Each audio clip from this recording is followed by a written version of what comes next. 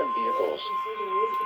The National Weather Service in the Quad Cities has issued a tornado warning for South Central Whiteside County, Whiteside? Northeastern Henry County, Northwestern Bureau County until 7 p.m. At 6:28 p.m., a severe thunderstorm capable of producing a tornado was located over Geneseo, or 10 miles north of Cambridge, moving northeast at 55 miles an hour. Expected hazards include tornado.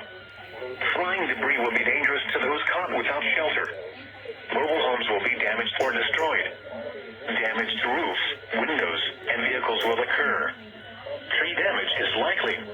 This dangerous storm will be near Atkinson around 6:35 p.m.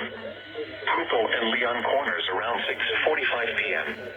Other locations in the path of this tornadic thunderstorm include Prophetstown, Yorktown, Prophetstown State Recreation Area, and Thomas. Take cover now.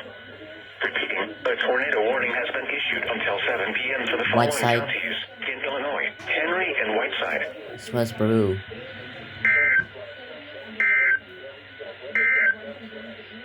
The severe thunderstorm warning